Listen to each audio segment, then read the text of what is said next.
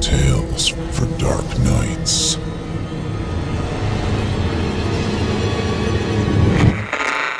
Want to make sure you never miss a Chilling Tales for Dark Nights video again? Be sure to subscribe and hit that bell to turn on notifications.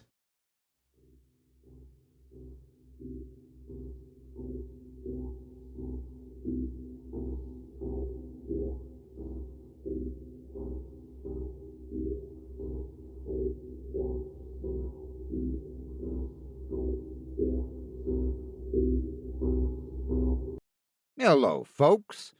Before we begin, think to yourself, have you listened to something new lately? Because on the Simply Scary Podcast Network, there is always something new to try. Don't miss the latest episode of Horror Hill with Eric Peabody, airing Thursdays. And of course, don't forget Drew Blood's Dark Tales, Fear from the Heartland with Paul J. McSorley, and of course, Chilling Tales for Dark Nights. You can find them all at the simplyscarypodcast.com network on YouTube or your favorite podcasting service. Or be sure to visit the chillingtalesfordarknights.com website and become a patron and hear extended episodes from our vast audio archive. Join us for a while, won't you?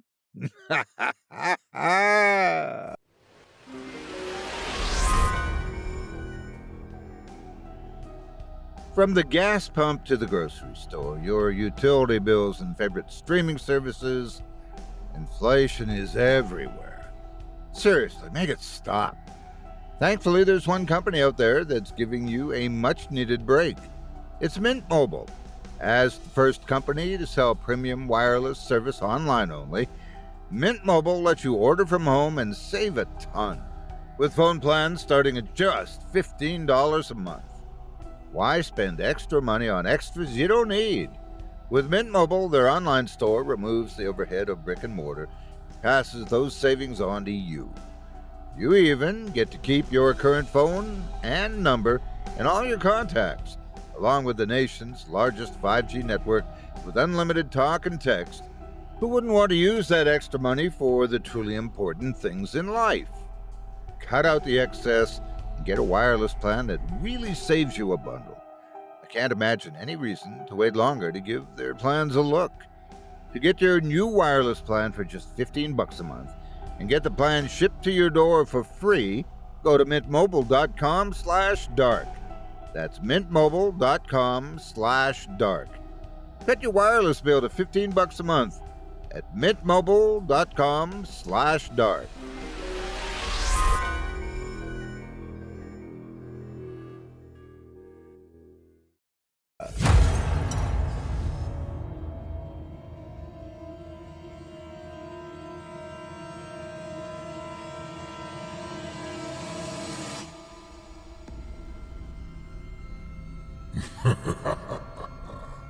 Good evening.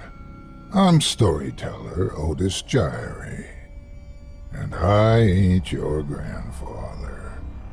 From where I'm from, we don't do bedtime stories.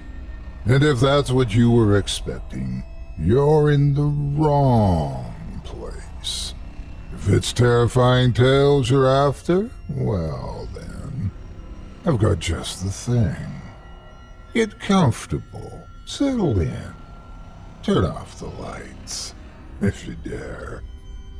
Your night is about to get a whole lot darker. Who needs sleep anyway?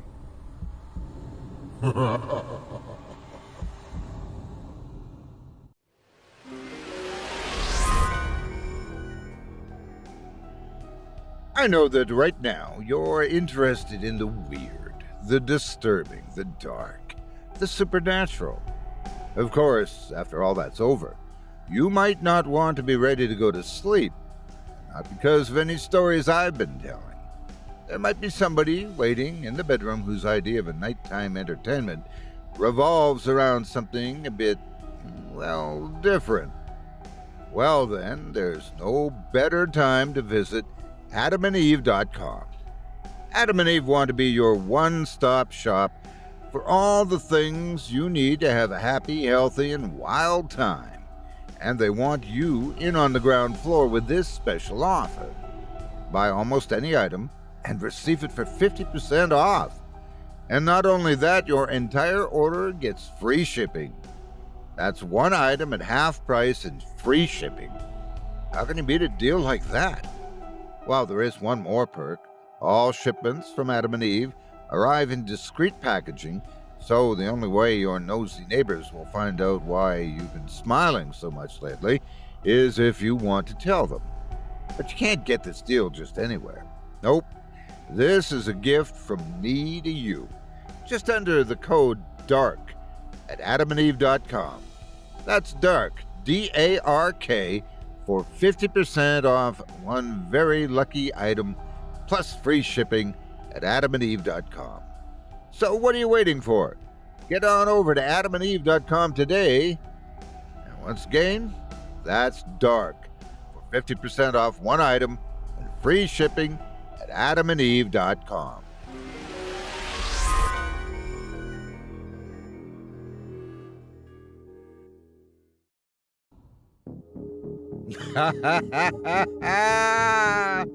Good evening. You're listening to Scary Stories Told in the Dark. Welcome, dear listeners, to Season 12, Episode 23. I'm your host, Otis Jiry, and in this episode, I'll be performing 3 tales to terrify you, courtesy of author Patrick Neil Gallagher. Tonight we'll hear stories of houses of pain, unfriendly reunions, and lethal leviathans. You're listening to the standard edition of tonight's program, which contains the first 2 spine-tingling stories. If you'd like to show your support and enjoy an extended version of this and other episodes with twice the terror, visit simplyscarypodcast.com and click Patrons in the upper menu today to sign up. Thank you for your support. Now, it's time to take a walk together down the moonlit trail.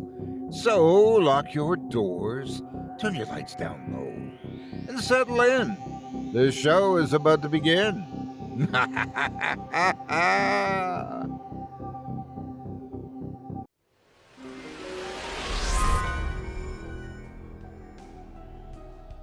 This episode is brought to you by BetterHelp.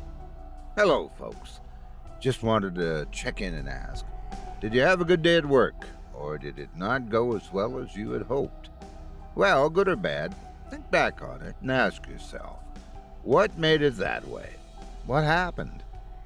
You see, life is not just learning about the world and new ways of doing things. It's examining what happens within ourselves as well.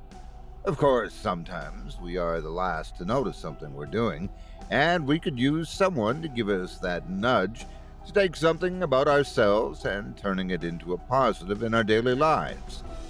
You need that second opinion? Might I suggest contacting the experts at BetterHelp?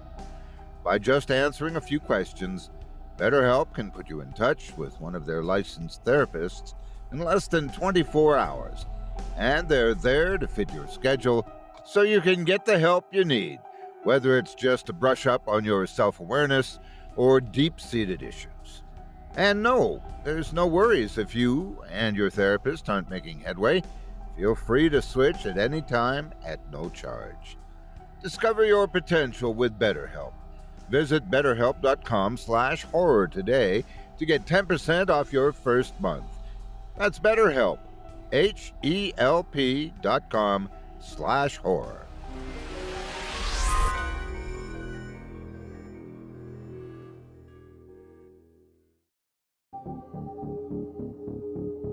Let's go back a little bit, not too far, around the middle of last century. We're going to take a peek in on 2 people, one a dedicated member of the law, the other warped by war into something too violent to be out and about in proper society. But while one seeks to put one in prison, the other might soon be in one of his own devising.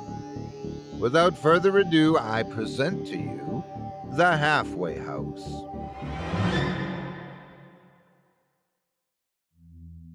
What are the roots that clutch? What branches grow out of this stony rubbish? Calvin McCready supposed the words were beautiful. He put the book down on the table. Then he picked up the hammer. The table was pushed up against the basement wall and illuminated only by an electric lamp. Pale light danced over the walls, which were gray and peeling. There was the smell of damp. There was also noise, wailing. Was it laughter or screaming? Calvin sometimes confused the two. Darkness crawled at the edge of the lamp's flickering arc. On the floor sat a porcelain doll, barely 2 feet tall, lace-dressed covering her legs. She tilted slightly to one side. Flecks of dirt dotted her white face, red lips, and staring blue eyes. Her orange hair was frayed, her dress filthy. She'd been dragged through the mud. "Stop making that noise," said Calvin. The doll looked at him, and he looked at her. "If you don't stop with that racket, I'm going to thump ye." He gestured with a hammer.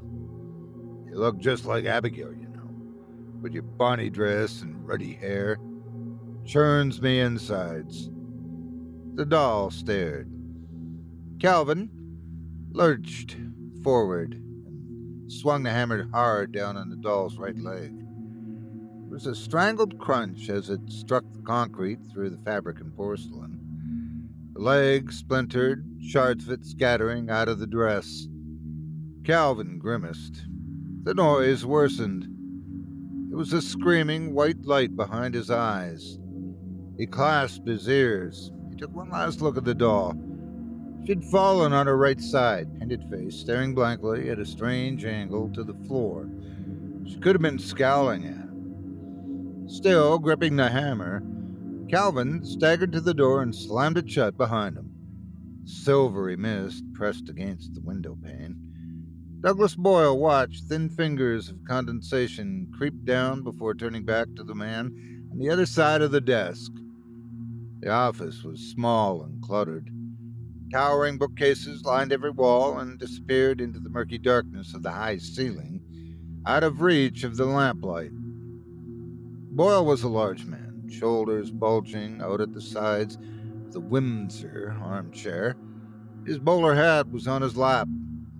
With his red face, veiny nose, watery eyes, and bristling mustache, he had the countenance of a man who had had too long a stay.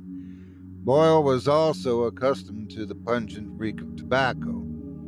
The other man rumpled his nose and coughed. "So, Calvin McCready," gasped Dr. Ian Renfrew between wheezes. He was a weasel of a man with a sweating, balding head, round glasses, and a filthy medical coat. "I must say, Chief Inspector, I'm not sure there's an awful lot I can do to help ye." Boyle leaned forward and tapped his cigarette on an ashtray. He exhaled smoke, watching Renfrew's nose wrinkle. "You spoke to McCready when he returned from Europe?" "Aye, yes. You see a lot of our boys when they return home. December's been a rather busy time. Christmas and all that." McCready served in the number 11 Commando Unit alongside Jeffrey Keyes, the man who received the Victoria Cross posthumously after Operation Flipper in 41. "What can you tell me about him?" "I can tell ye, the confidentiality between a psychiatrist and his patient is valued most highly, Chief Inspector." Boyle reached inside his overcoat. Renfrew flinched.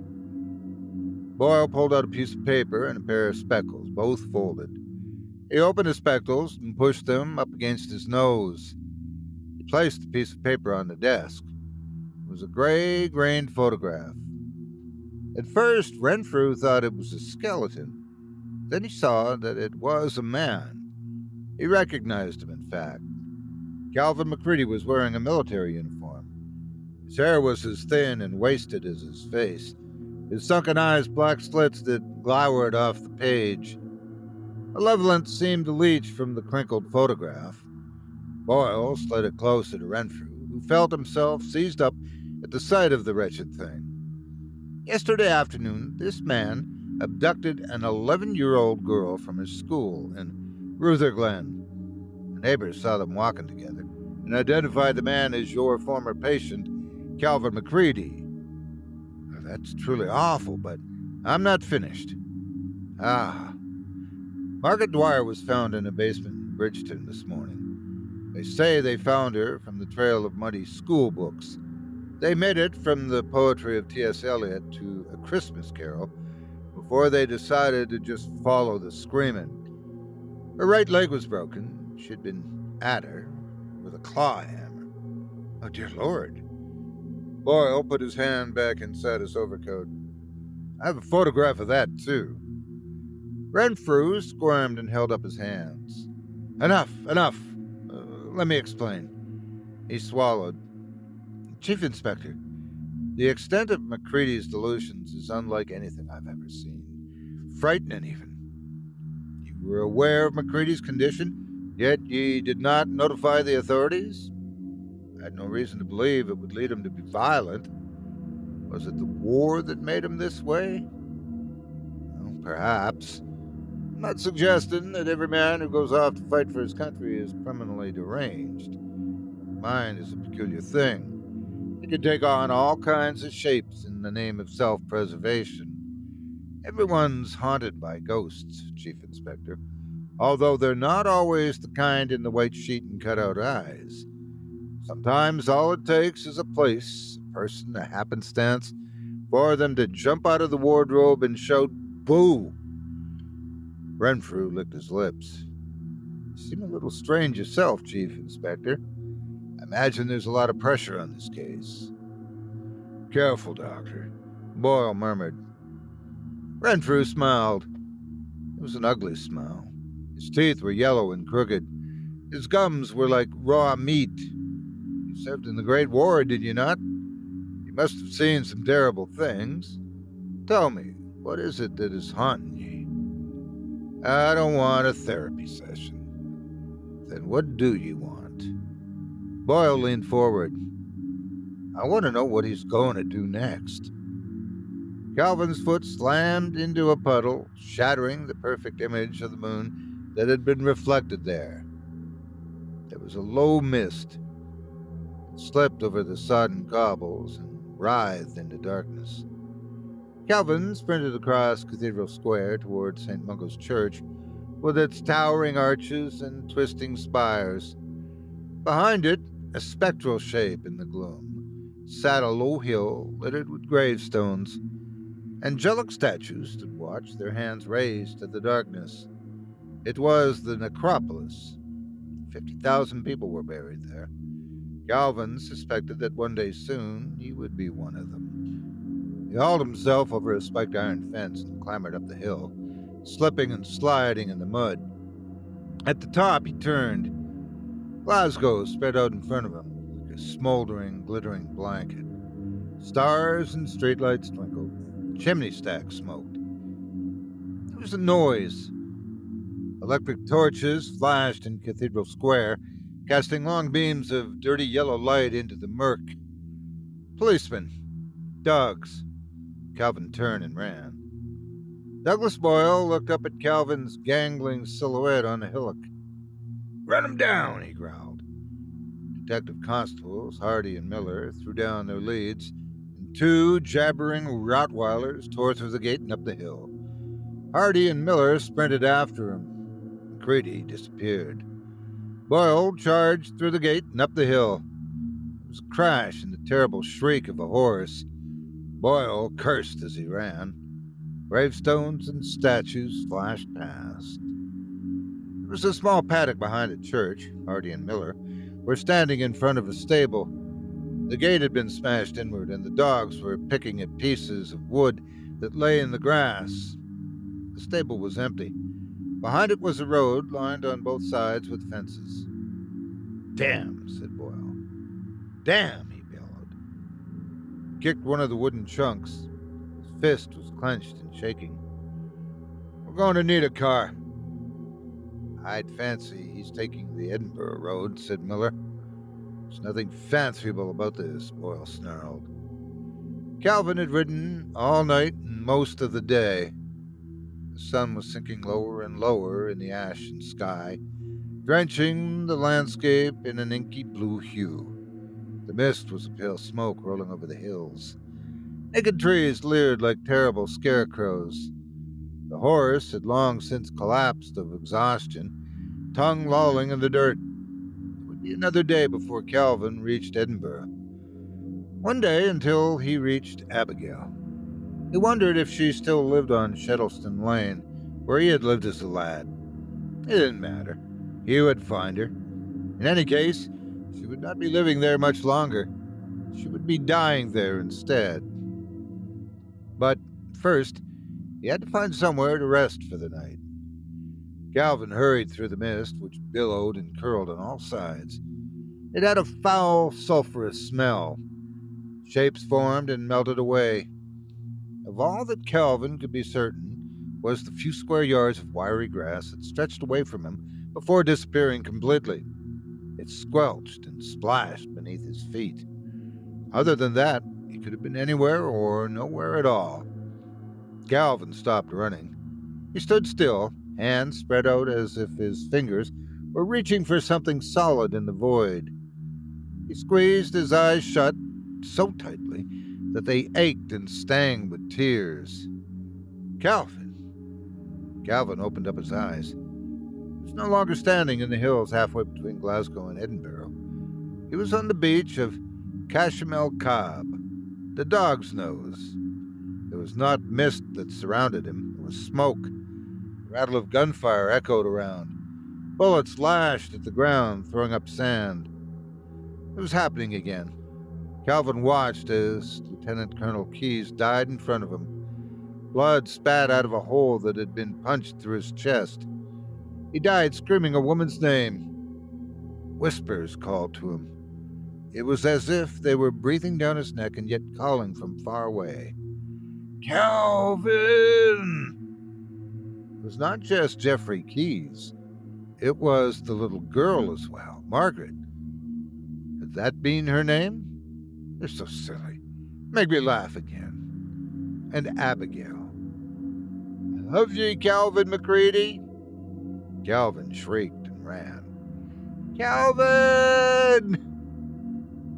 Murky blueness surrounded him. There were flickering shades of gray, shadows, silhouettes. A huge shape appeared in the distance. Calvin barreled towards it. Muddy puddles splattered, grass tore at his legs. It was a house. It emerged from the haze like a ship from a sea storm. Chimneys crowned the roof on each side, which was tall and pointed like some dark fortress. Slates were missing. The black stone walls were overgrown with dead brown moss. Some windows were smashed, some were boarded. All of them were dark and decrepit. The front door stood at the top of 3 cracked steps hidden behind 2 columns. It was in shadow. A tree stood before the house, a gnarled black hand clawing out of the mud. Calvin stared at the house and it stared at him. There was an evil in the way it perched on the hill, a gargantuan spider bearing down on a fly. Calvin shuddered. Calvin! Calvin made his choice. He sprinted toward the house, up the stairs, and crashed into the front door. Calvin! The whispers were getting closer. Calvin kicked the door. It shook on its hinges. He kicked it again and threw it open. There was only darkness within. He entered the house and slammed the door shut behind him. The slam boomed through the house. Calvin leaned against the door, breathing heavily, before turning, panicking, and twisting at the lock. It had broken when he had kicked it in. It was stiff and heavy. It most likely had not been touched in a long time. Years, perhaps. On either side of the door was a wooden hook. Looking around, Calvin found a plank leaning against the wall. He placed it on the hooks, barring the door. The whispers would try and get in. Calvin would be damned if he'd let him in. There was a round window next to the door, sheathed in black curtains. Calvin pressed his face against it. The oppressive fog was rattling against the glass. It seemed to be getting darker. He'd have to find light soon, otherwise he would not be able to see his own hands. Calvin turned away from the door. He was in an entrance hall, Wide open doorways led off to shadowy rooms to the left and to the right. A dilapidated oak staircase coiled up into the darkness before him. The smell reminded Calvin of the basement in Bridgeton. Damp, time-worn, abandoned. It was extremely cold. Everything was either black or close to it. The floorboards were a dark mahogany. The floral paisley wallpaper was cracked and peeling. Scratched brass frames hung at odd angles, the pictures worn and undistinguishable.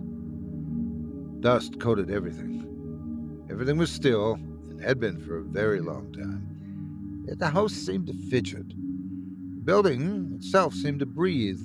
Curtains rustled. The grandfather clock ticked, its beats hollow and echoing. Calvin craned his neck to look upwards. The roof was cloaked in darkness, but somewhere in the rafters a bird beat its wings. Calvin took a step forward. Creak. He looked at his foot and pressed down again on the loose floorboard. Creak.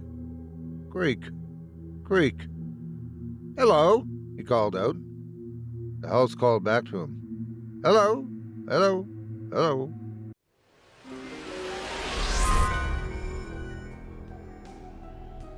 From the gas pump to the grocery store, your utility bills and favorite streaming services, inflation is everywhere. Seriously, make it stop. Thankfully, there's one company out there that's giving you a much-needed break. It's Mint Mobile. As the first company to sell premium wireless service online only, Mint Mobile lets you order from home and save a ton, with phone plans starting at just $15 a month. And what does that $15 a month get you? Well, not much, unless you keep counting your current phone number, all your contacts, unlimited talk and text, and getting onto the largest 5G network in the country.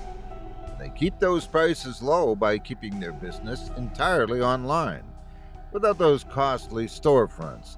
They can keep those plan prices reasonable and give you money back in your pocket for those expenses that just keep going up, up, up, up, up. Of course, maybe you're somebody who just likes to spend money on almost anything. But I say, why not give it a shot? I recommend you go check out Mint Mobile and see what you can be saving today. To get your new wireless plan for just $15 a month and get the plan shipped to your door for free, go to mintmobile.com/dark. That's mintmobile.com/dark. Cut your wireless bill to $15 a month at mintmobile.com/dark.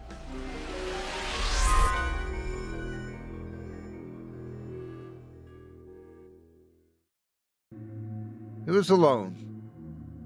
Calvin crept over to a gas lamp that was hanging on the wall at the foot of the staircase. The orb was cracked and opaque with grime. Cobwebs clung to it like a ghastly bunting. Calvin pulled the chain. There was no spark. He peered up at the stairs. It was too dark. He couldn't see further than the first dozen steps. It would not be a good idea to go up there. The house was old and unlit. It would likely break a leg or worse. No, Calvin would stay downstairs where it was safe.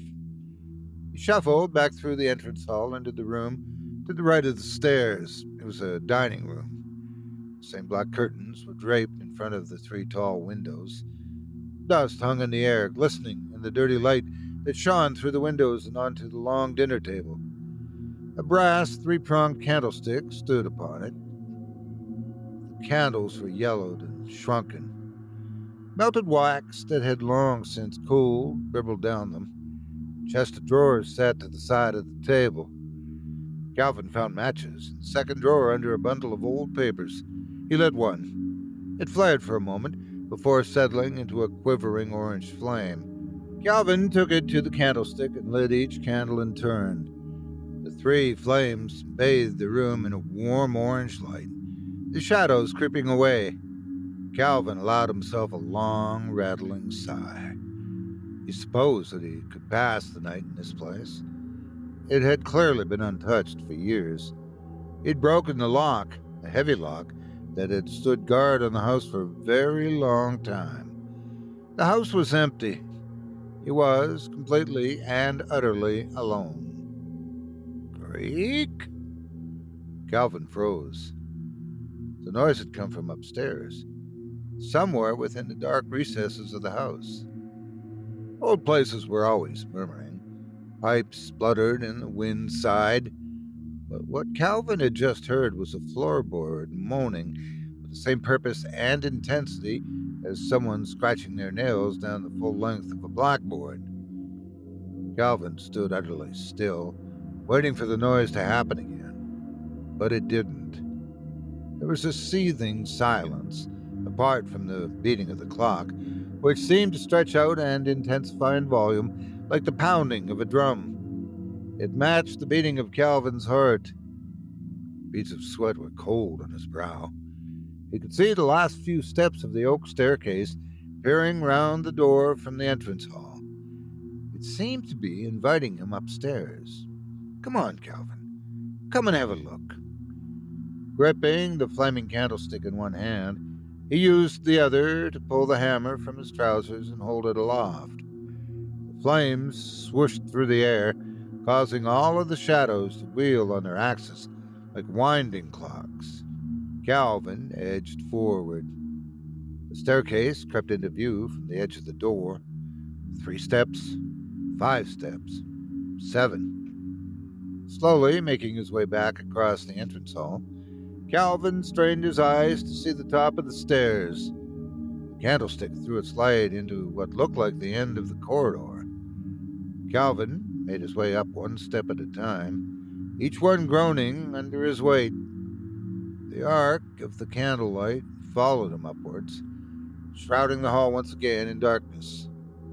Calvin stood at the top of the stairs. His breath was high-pitched and rapid. He could only see so far down the corridor. A thin rug lay on the floor.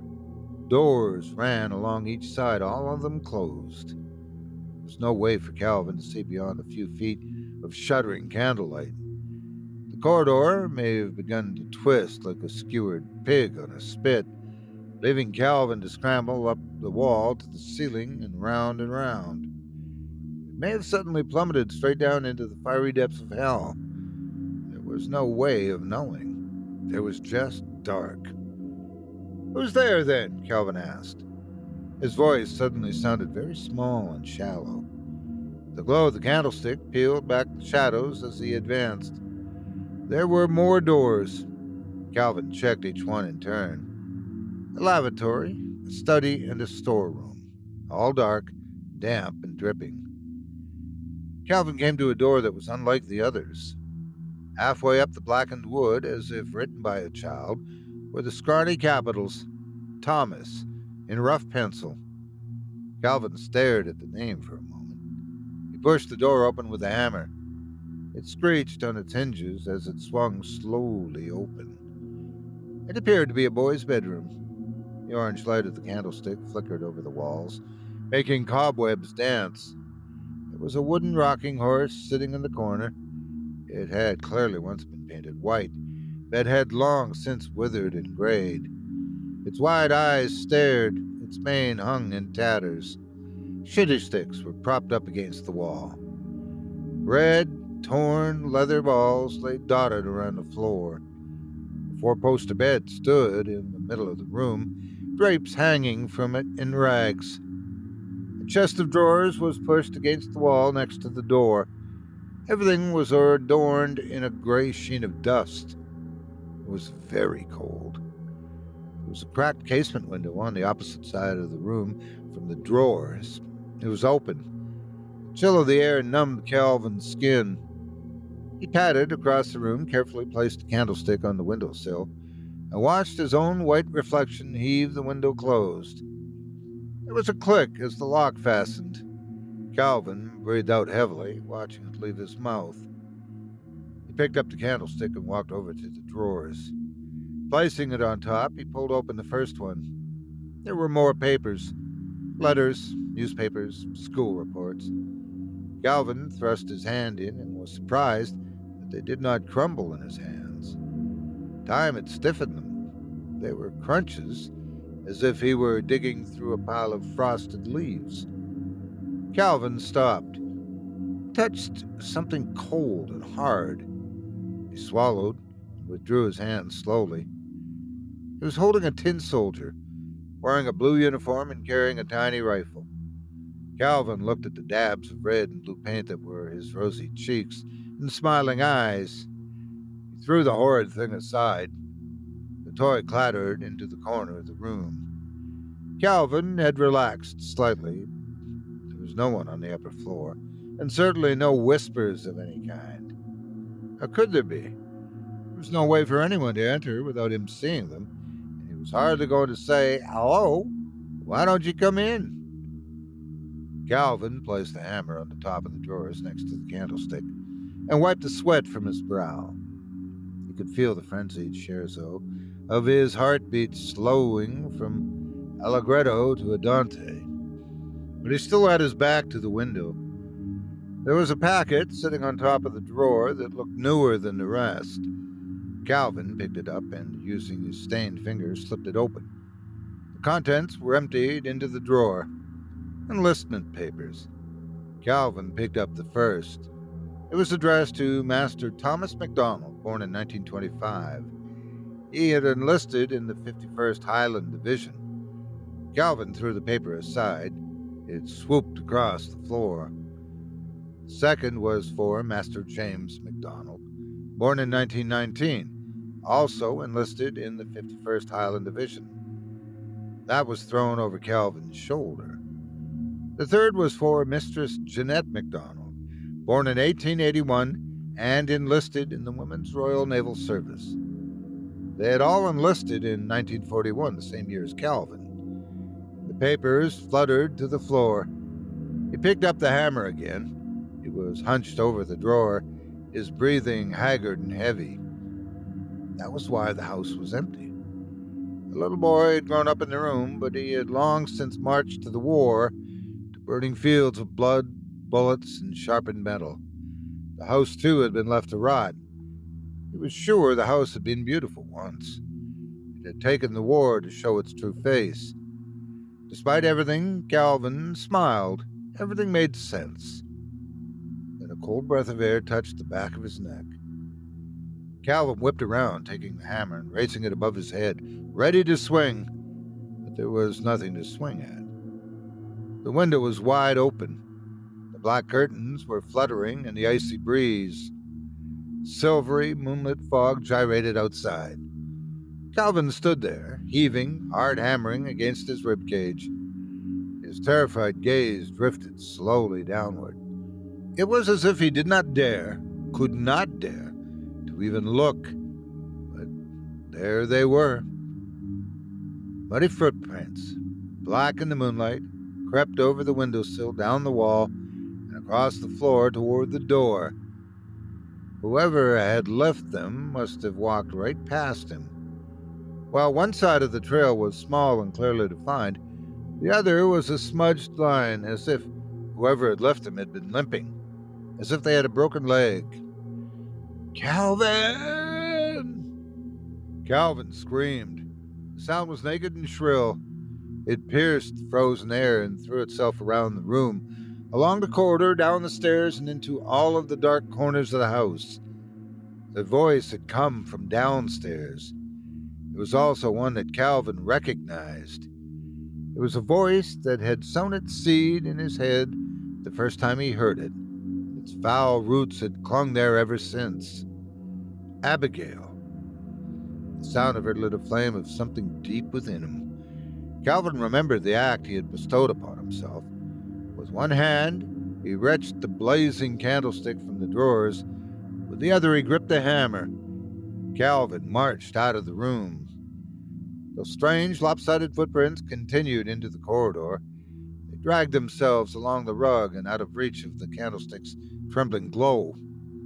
As Calvin prowled forward, he expected at any moment for them to come to an end and for their crooked author to be revealed. But they didn't. Calvin came to the stairs. He looked over the banister and down into the entrance hall. It was a lot darker. Calvin could no longer see the front door. It was simply black. broken only by the orange pool on the mahogany floor that spilled down the stairs from the candlestick. The footprints began to descend the staircase, but Calvin's gaze had been drawn from them quite suddenly. He was looking at the thin shadow of the woman that was cast on the candlelit floor. Calvin placed one foot on the staircase. Creak! The shadow disappeared, flitting out of sight. It was the titter of childish laughter. Calvin took the stairs slowly, one by one. Creak, creak, creak, creak, creak. He followed the footprints. Calvin imagined whoever left them, taking each step in turn, and waiting for their lame leg to drag down with a thud after them. Creak, thud. Creak, thud. Creak, thud. It almost came as a surprise when he reached the bottom. Calvin felt the energy that pulsed through the veins and arteries of the house. It was alive in the same way a jungle was alive. Shadows flickered in the candlelight like branches. Leaves quivered in the wind. Something was about to pounce. The candlestick blew itself out of its own accord. The flames were extinguished as if some invisible person had snuffed them out to be replaced by 3 smoking wicks. Calvin felt a winter chill rush through him. Blood turned to ice in his veins. Calvin could see nothing, not the hands that were clutching his useless weapons, not the end of his nose. Everything was black. He staggered away from the stairs. There was nothing. There was just the black. Something was close to him, though. He could feel it. All of his insides were screaming it. Then there came the voice. It was a sweet voice, smiling and yet brimming with venom. It was Abigail's voice, and it seemed to come from all around. "Do you think I'm beautiful?" asked Abigail. Calvin whipped round and round. He swung with the hammer. It made a whistle as it sliced through the air. "I ain't afraid of you," he shouted. "You sound like her, but I know you're not. I'm going to find her, and when I do, I'm going to crack her skull on the paving stones." It was hideous laughter. "Do you think I'm beautiful?" Abigail repeated. "There ain't no beauty," stammered Calvin. He gestured with a hammer he could not see. "This is all there is. Blood and iron, nothing more."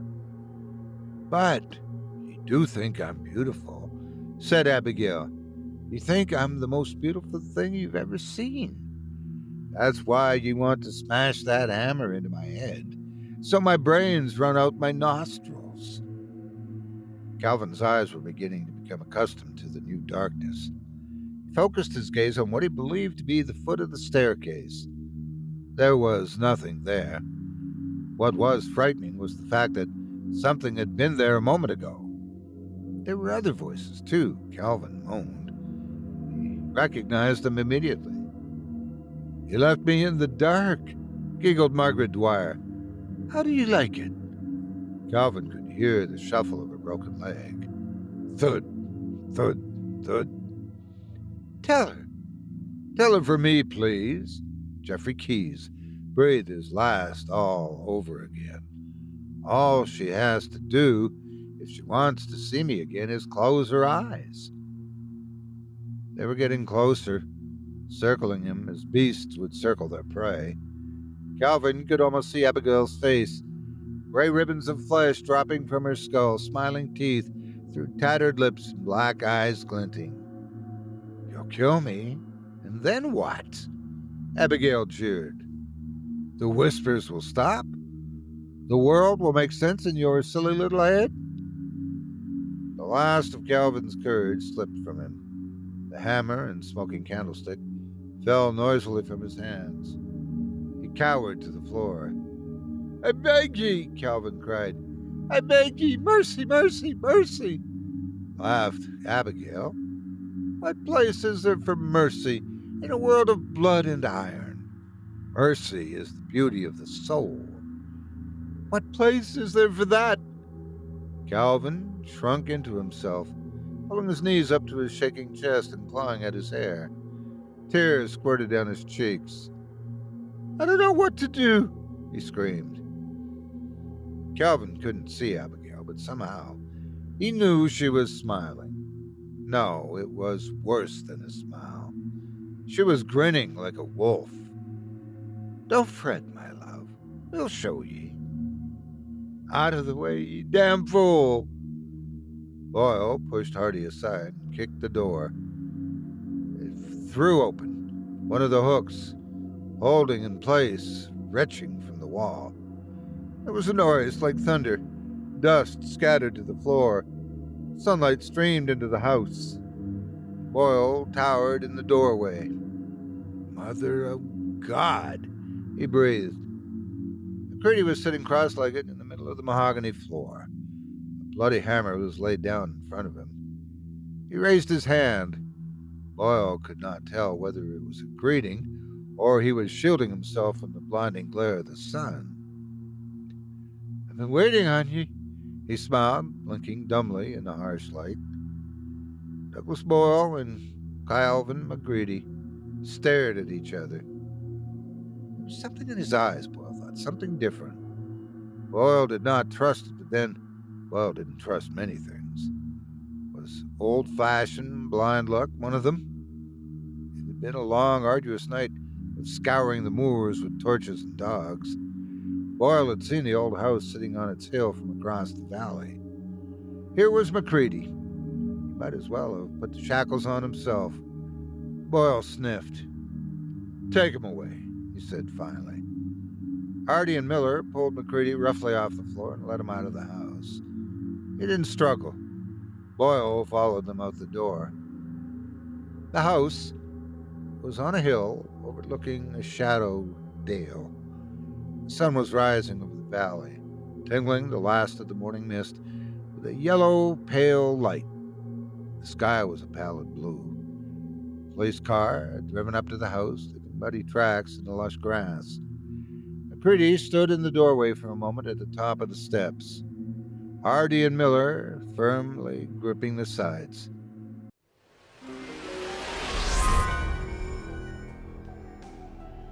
Here's a question for you folks, and be honest. After tonight's show, are you going to lay down and just go to sleep? Or watch infomercials? Play video games? Why, when you could do something far more rewarding and spice up your evening with something new? There's more to do in the bedroom than just sleep, you know. And that's why I'm saying you should take a moment and stop by adamandeve.com. Adam and Eve want to be the place you want to go to when you need just something special to make the night its most memorable. They have a special deal going on right now. For a limited time, adamandeve.com is offering 50% off one item in your order with free shipping off your entire order. That's right, free shipping and 50% off one item. And I'm thinking you'll probably be picking up another item or two just to try things out. And when it comes to your door, it won't announce itself with a bullhorn and fancy packaging. It's discreet, waiting for you to bring it inside where it'll be most appreciated. Now, keep this deal just between you and me. You need a special code to get this offer, which you get from listening to this show. Just go to adamandeve.com and type in the code DARK with your order. That's DARK.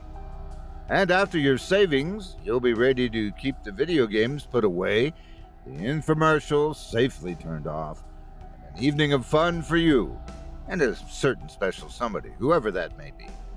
That's right, folks. Once you've decided to finish listening and get your evenings going, head on over to adamandeve.com and type in the code DARK for a discount on something a little naughty or nice.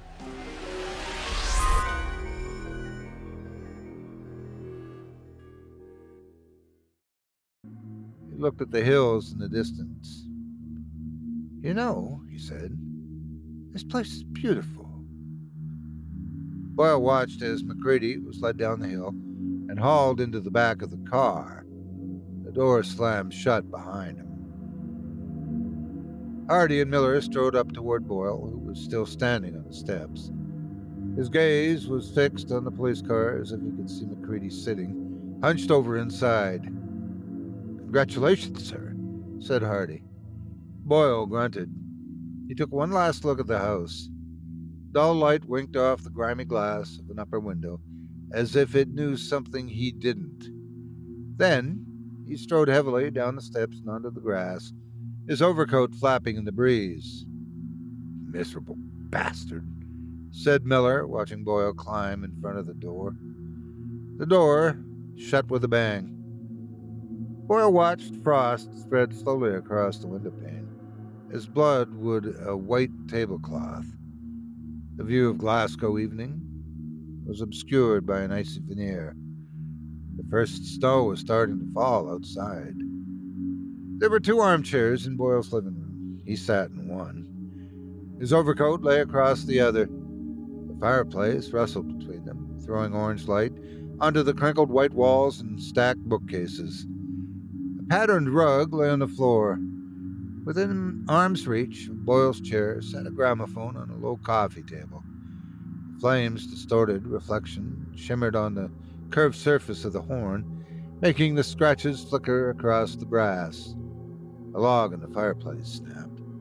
The clock on the mantelpiece ticked and talked. It was the warm smell of beef stewing in the kitchen. Boyle leaned across to the gramophone and pulled down the stylus. It settled into the waxen grooves of the record disc. Boyle did not need to check the disc. It started its unsteady spin on the needle. Tchaikovsky's Sixth Symphony crackled away quietly. He leaned back in his chair. The music was quite beautiful. Douglas Boyle smiled, closed his eyes.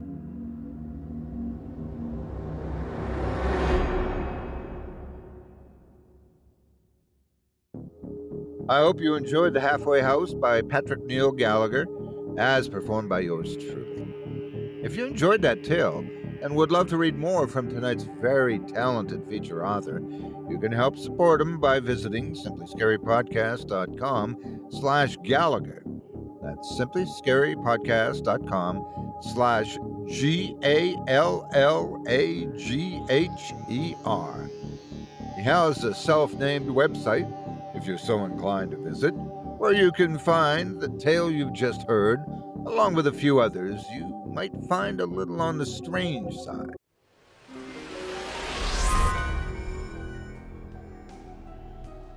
This episode is brought to you by BetterHelp. Think for a moment. When was the last time you learned something new? Maybe you picked up a skill for your workplace, or just heard of a neighbor who won a contest. Now, for a tougher question. When was the last time you learned something new about yourself?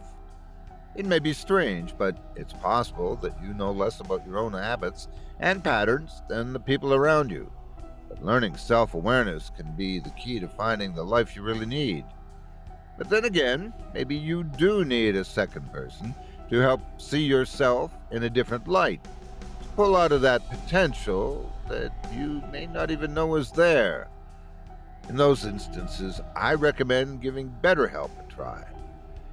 We all have a lot on our plates every day, and that's why BetterHelp fits into your schedule to be flexible and convenient for your life. A certified therapist is only a few questions away, and if things don't work out, you can switch therapists at no charge. Learning about yourself and getting what you need out of life shouldn't be harder than it looks. BetterHelp is there to help you. Discover your potential with BetterHelp. Visit betterhelp.com/horror today to get 10% off your first month. That's BetterHelp. HELP.com/horror.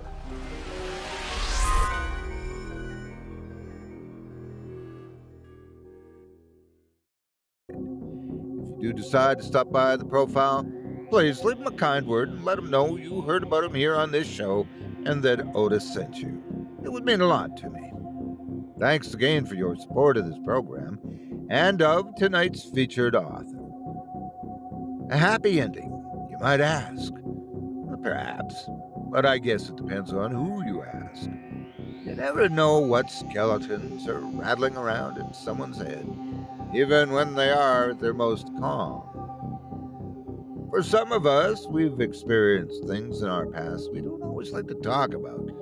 Not that we ever forget, really. We just try not to dwell on it.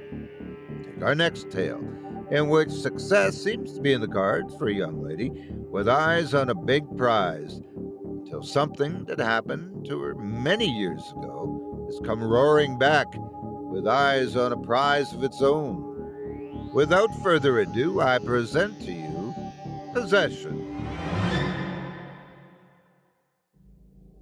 When an impure spirit comes out of a person, it goes through arid places seeking rest and does not find it. Then it says, "I will return to the house I left." Luke 11:24. Christina Bloom chewed the end of her pen and wondered whether the two men by the water cooler would ever get a move on. She'd been watching them for a week. The tall one would saunter over with his empty bottle, and the one with the beard would immediately stiffen. He would lean on top of the cooler to say something, and the other would laugh loudly. As office romances went, it was a match made in heaven. Except not. Because one would walk back to finance, and the other would walk back to HR, and it would happen exactly the same the next day. It was a dance. Someone had to take the first step. Christina heard the clacking of a keyboard in her ear. She smiled and tapped her headset. "Still there, Peter?" she asked. "You're going to tell me what you thought of my proposal." "It needs more pictures." Christina laughed. "Quite right. If that's what tickles your pickle. There's a dotted line on the last page. What did you think of that?" "I'll only sign if I'm convinced your software can help me enforce business compliance. In my experience, people don't need a guiding hand. They need a forceful one." And once again, you're absolutely right. I'm going to tell you all about it, but before I do, I'd like to understand your challenges a little more. Can I come back to you in 30 seconds, please, Peter? Of course. Thank you so much. Christina whipped off her headset and left her desk. Did she put him on hold? Someone whispered behind her. Her heels wrapped the tile floor. The water cooler was against the floor-to-ceiling window and close enough to the curtain that Christina could look down into the upper floors. Every office was the same. White, modern, and ugly. "You boys coming to Kathy's leaving drinks tonight?" Christina leaned against the glass, throwing her dark hair to the side. Her eyes glinted like sunlight on steel. "Kathy's leaving?" the tall one remarked as he filled his bottle. "It's because of the fight at Roxy's?" "No, Sarah left because of the fight at Roxy's," said the one with the beard. "Kathy's leaving because of the fight at Wagamama's." "Oh, yeah, that was great." "Fab," chimed Christina. "Roxy's after work." "I didn't think you knew our names," said the tall one. "Finance and HR," she smiled back. "I've got you on LinkedIn. Are you going?" asked one to the other. "I'll go if you go," he replied. "Peter!" Christina exclaimed as she replaced her headset at her desk. "We can talk more when we meet tomorrow, but thinking ahead, I don't think compliance is going to be an issue." She slammed her glass onto the bar. Vodka leaps up the sides. She tried to pick it up again, but it was fastened to the sticky surface like a mollusk to a rock. "Well," Christina turned to a man with brown eyes, "you're just going to have to buy me another one, aren't you?"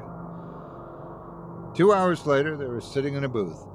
The tall one and the one with the beard were in the booth next to them, getting better acquainted. Sales is all about believing in yourself. Christina was talking loudly over the music. It's not about convincing someone to spend $100,000 on a computer program they'd never heard of 5 minutes ago. It's about convincing yourself that you're worth their investment. Every time I pick up the phone, I know I can steer any conversation into one that gets money on the board. The board? asked Brown Eyes. Oh yeah, the board. It's got our names on it. Every time you get a deal, it goes up on the board. Tomorrow afternoon, I'm meeting a prospect who's out for a contract of $90K. If I close that deal, it'll get me over my target for the quarter.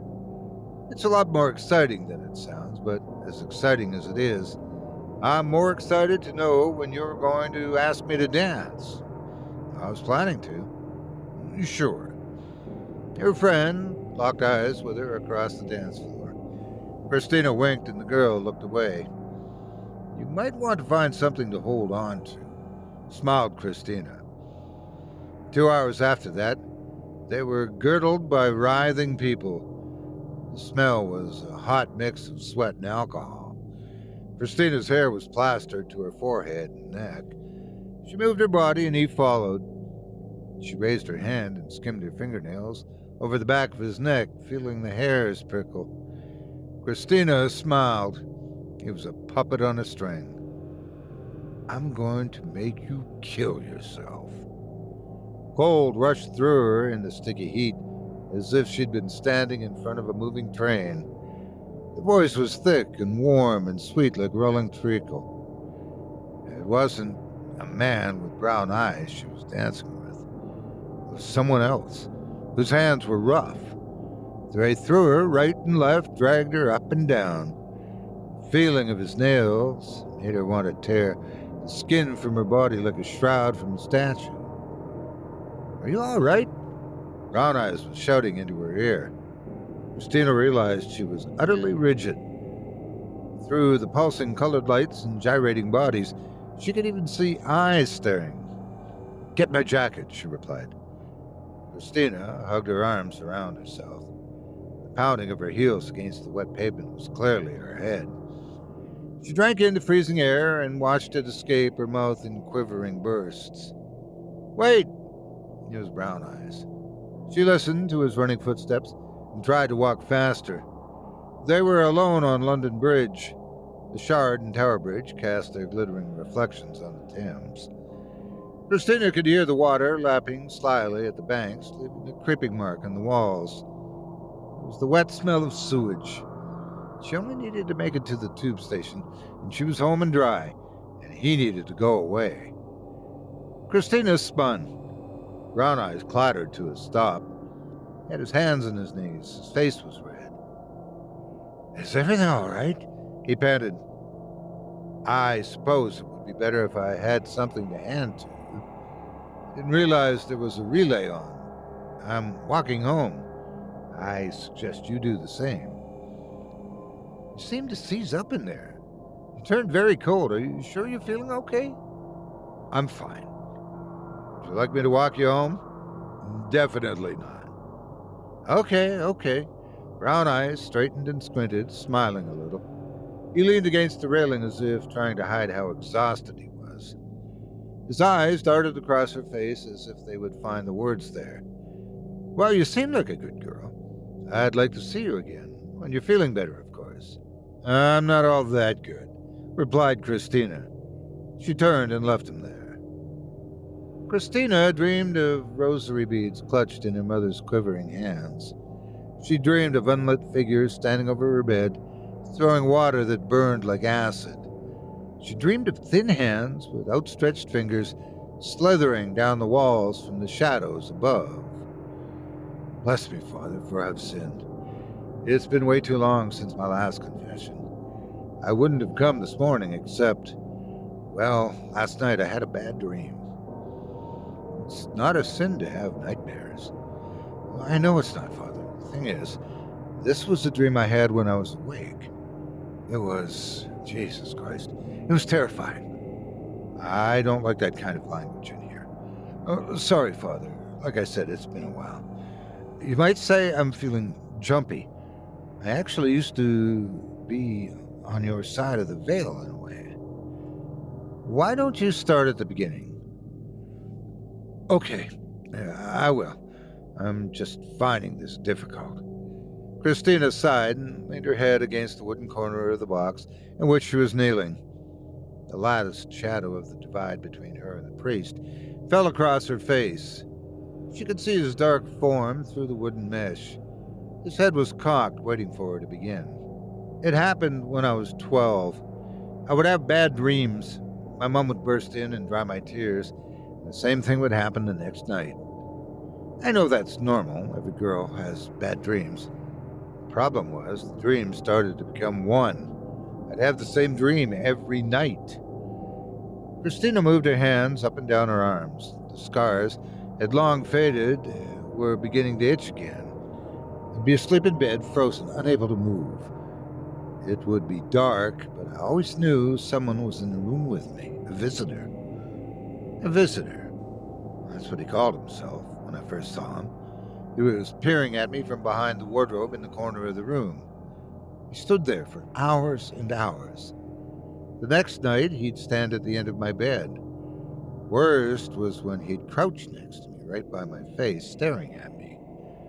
It was dark, but I could always see him because he was darker than dark, darker than black. He had huge twisting horns and goat's hooves for feet. Would he speak to you? I'd ask him what he wanted, and he would say, "I want you." One night, I watched his hand reach across the bed and felt his fingernails on my skin. I woke up screaming, with blood running down my arm and the sheets drenched with sweat and other stuff. That's the morning my mother called the church.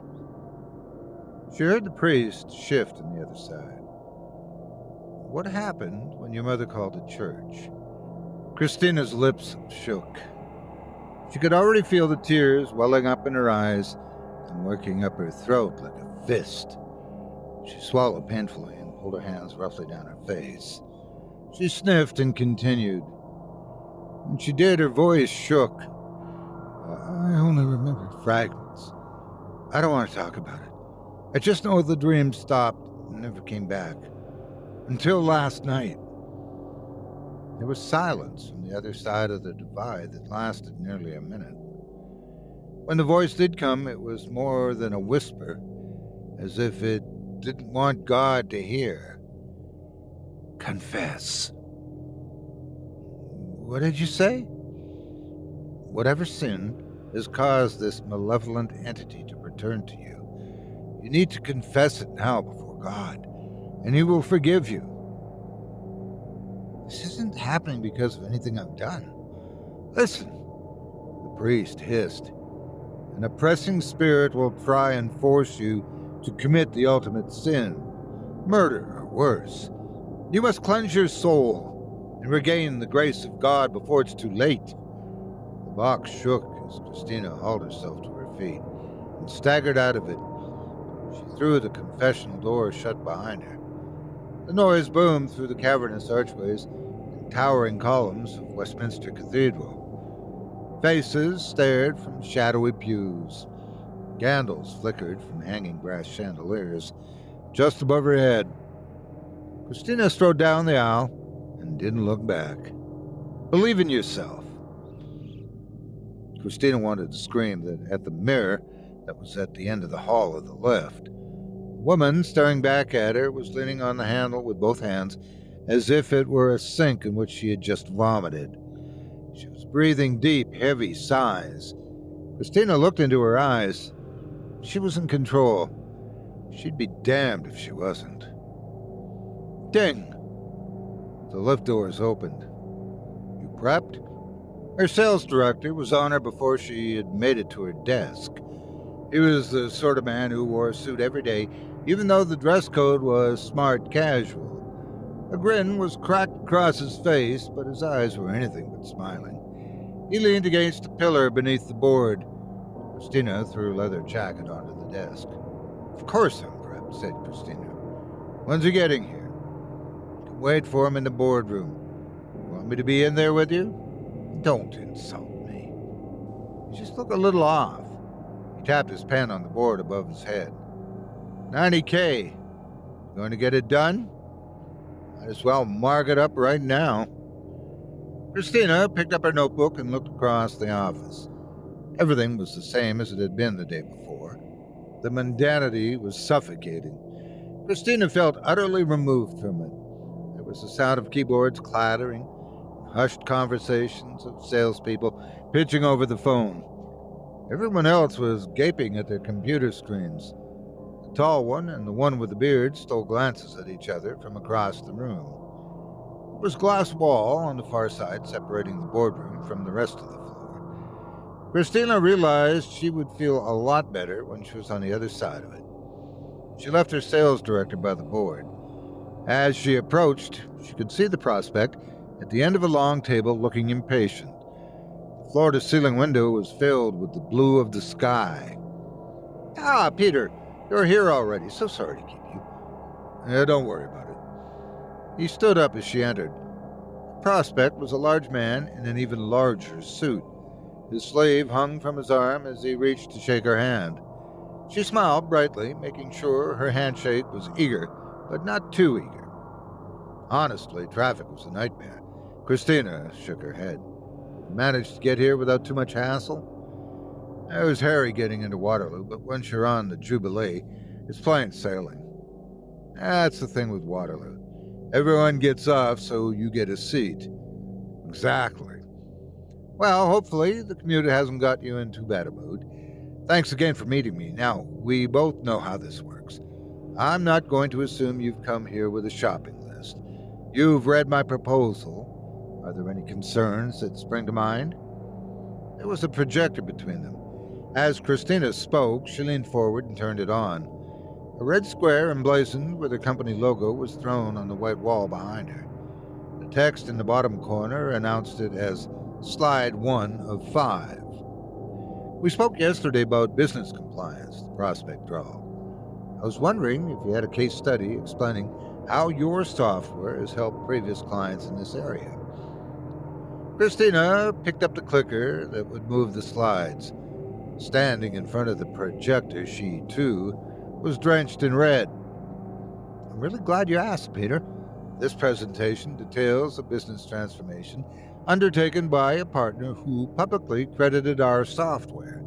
In fact, Slide 2 has a breakdown of statistics I think you'll find interesting." Christina changed Slide 1 to Slide 2. She looked up at a photo of her own dead body.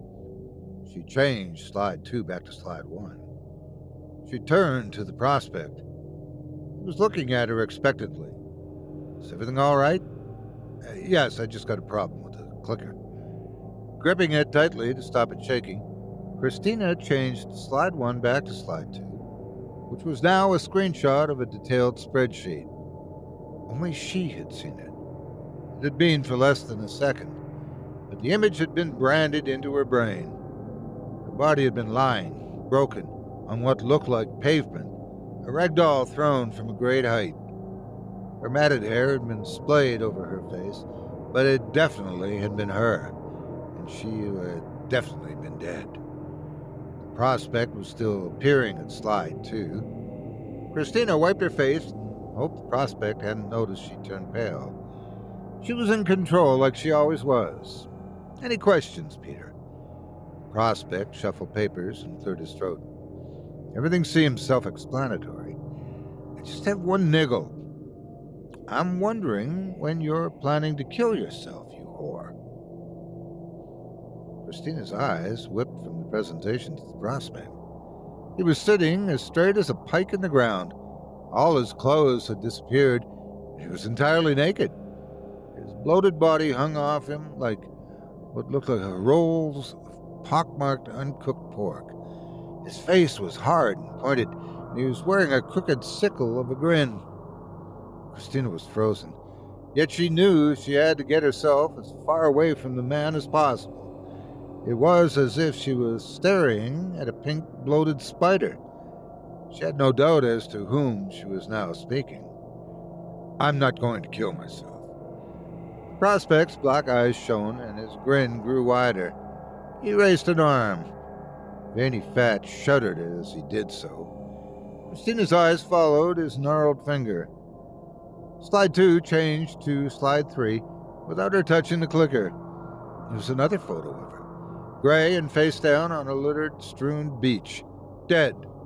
"Stop it," said Christina. Slide 3 changed to Slide 4.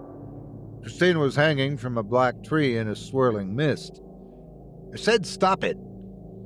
Slide 4 changed to slide 5. Christina was a misshapen silhouette engulfed in a billowing bonfire.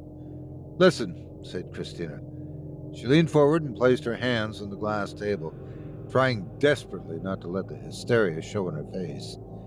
She spoke slowly and surely. I'm not going to kill myself. You are not going to touch my body again. He stood up suddenly. His flabby buttocks rolled the chair across the floor. Christina nearly screamed. His body smelled of sour milk. The prospect spoke, but it was not the prospect's voice. It was a voice like butter melting in a pan. They were 7 words that chilled Christina down to the marrow of her bones. How are you going to stop me? Then he was on the table, scrabbling towards her. His knees squeaked on the glass surface. Every obscene piece of his body swung from side to side. Christina let fear freeze her over. She was unable to move, just like she had been, a little girl in her bed 15 years earlier. Outside, no one looked up from their computer screens. The last thing she saw and felt was that foul grin and him thrusting his arm down on her throat, all the way to his shoulder, and climbing inside her. The wind was whistling in her ears and grabbing at her clothes. Christina could see spider plants that lined the square edge of the roof, along with the blue sky and scattering of wispy clouds. These were reflected on the Thames, which snaked through the gray sea of low buildings and on the slanting panels of the Shard. The people scurrying about the pavements were utterly tiny. Christina realized she was thinking very much about what it would be like to join them.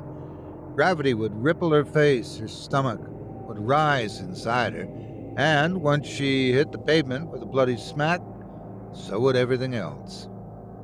The next thing Christina realized is she was dancing again. Her hands were clasped in his. He turned and she turned to him. Gravel crunched as she took long strides with one foot and slid the other to join it. Christina had followed the steps more times than she could remember. What was nightmarish about this instance was that there was no one else there. If someone were to stumble onto the roof, it would be as if she was dancing with her shadow. You're going to jump. That familiar cold numbed her arms and legs as if ice had touched the back of her neck. It was the silken voice that had led her, one step at a time, from the boardroom, up the stairs, and onto the roof. In an act of what could have been kindness, but was certainly one of cruelty, he wasn't going to make her jump. She was the one who had to do it.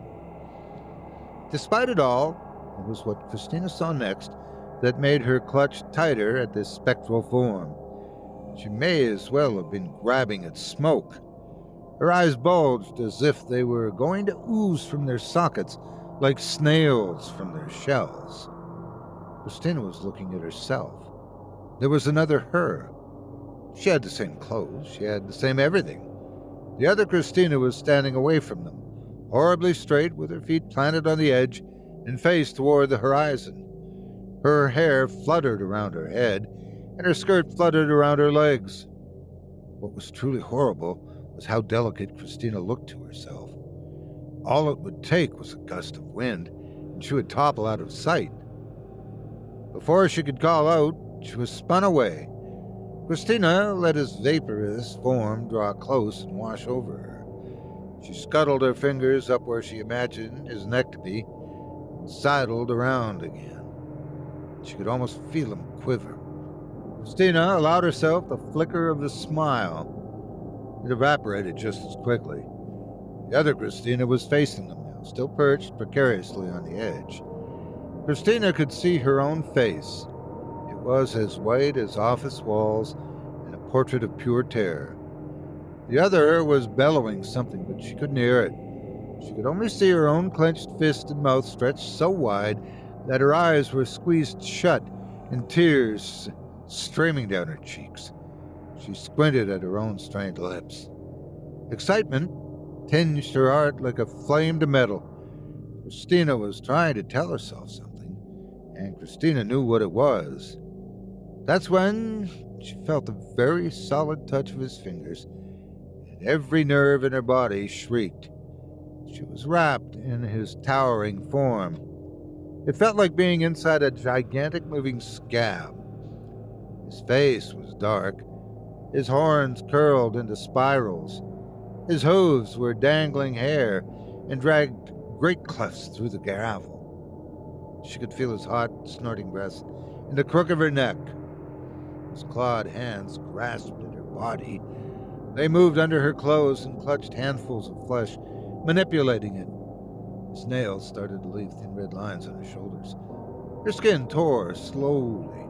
Searing pain hissed and blistered as if hot irons were being pressed against her. A gasp rose in her throat, escaped in a groan that was mostly frustration. The urge swelled in her to give up control, to surrender herself. It would be so much easier to let him have his way. Without him, she was a husk. She wasn't even going to hit her target for the quarter. "We will be together," came the voice into her ear, warm and seductive and hideous. "We will be nothing," Christina whispered, "and so are you." She dropped her hands and drove her knee upwards. It was a shattering connection that brought a wave of satisfaction, the kind that crashes over rocks and cascades up the beach. What Christina realized next was she wasn't in the middle of the roof. She was tottering on the edge where the other Christina had been. It was as if she'd been hurled from one body to the other. Her shoe scraped off the side, and her arms flailed.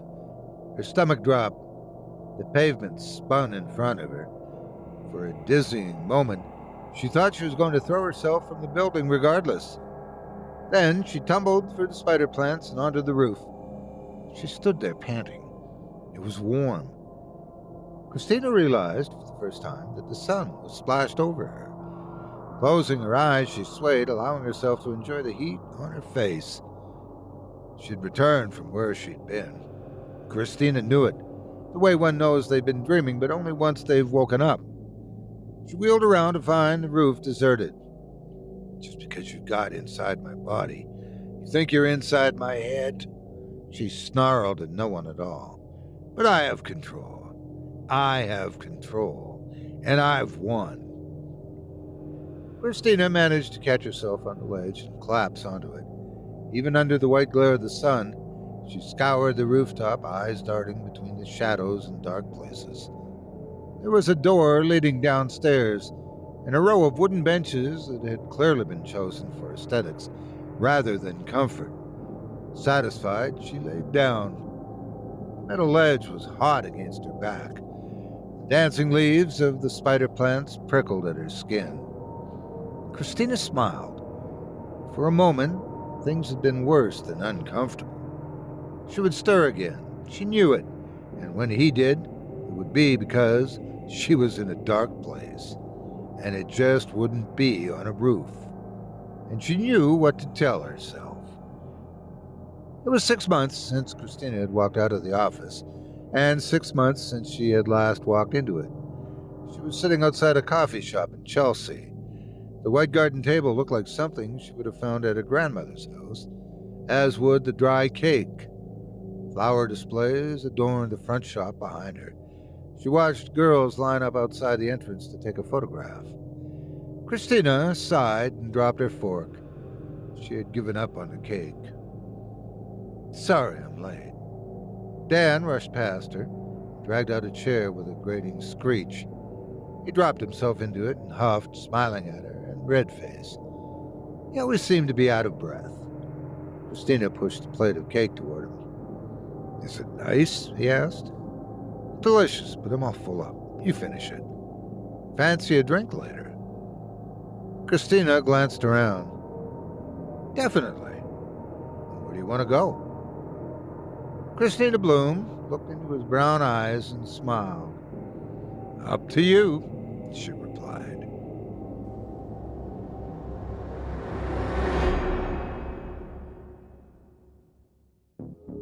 I hope you enjoyed Possession by Patrick Neil Gallagher, as performed by yours truly. If you enjoyed what you've heard tonight, I'd like to remind you one last time that tonight's featured author can be found by visiting our website.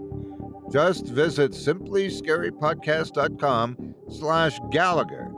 That's simplyscarypodcast.com/GALLAGHER. If you thought what you've heard this evening was enough to give you the chills, he has more where that came from. Come to his website, won't you? As a reminder, if you do decide to give tonight's talented author's stories a read, please consider leaving him a quality review and a kind word, or a thoughtful public comment and an upvote. And be sure to let him know you heard about him here on this program, and that Otis sent you.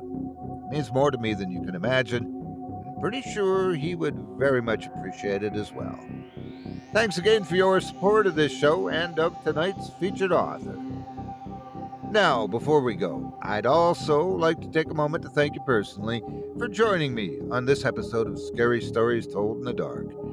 If you enjoyed what you've heard on today's program, please take a moment to stop by our iTunes page, or wherever else you listen to your favorite podcasts, and leave us a 5-star review and a kind word. It makes a huge difference and would mean a lot to us. If you'd like to hear a premium, extended edition of tonight's and all of our other episodes, featuring Twice the Terror, visit simplyscarypodcast.com today and click the Patrons link in the menu at the top of the screen. You'll find yourself at chillingtalesfordarknights.com, where you can purchase season passes for this podcast and our other quality storytelling programs, or become a patron for as little as $5 per month. Get access to our entire audio archive dating back to 2012, all of it ad-free. If you happen to use Facebook, Twitter, Instagram, or YouTube, you can follow and subscribe to Chilling Tales for Dark Nights there, where you'll get all of our latest updates and new releases and have the chance to interact with us each and every week. You can subscribe to me on YouTube as well at the Otis Jiry channel, where you'll find releases of my series, Horror Storytime, dating back to 2014. And you can find me on Facebook, Twitter, and Instagram too. Just search for Otis Jiry. Until next week, stay spooky and get some sleep, if you can.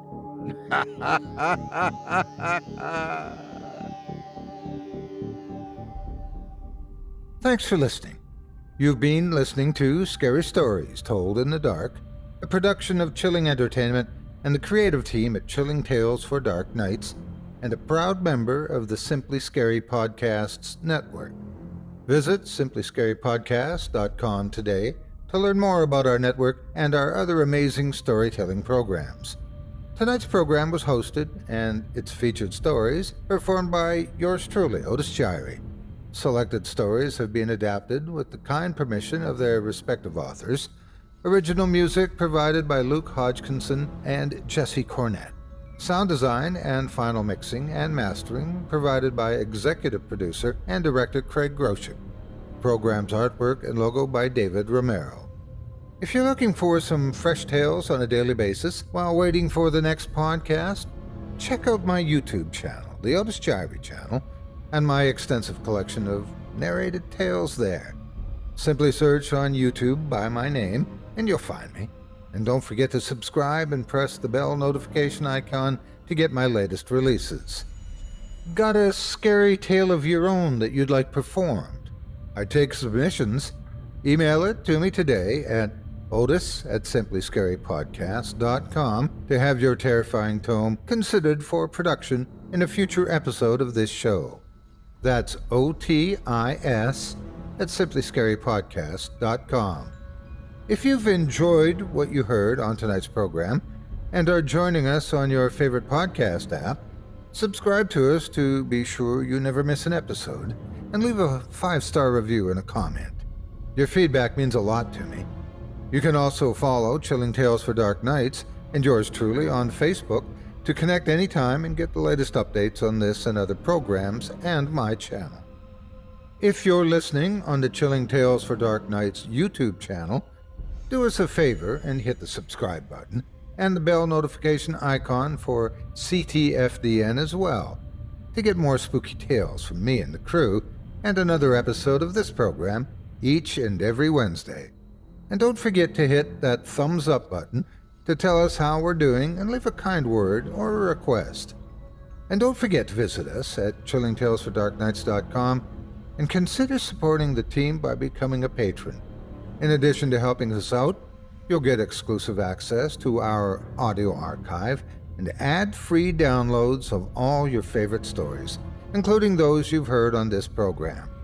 As for me, I'll be back next Wednesday with more terrifying tales to keep you up all night. But that's all right. Who needs sleep anyway?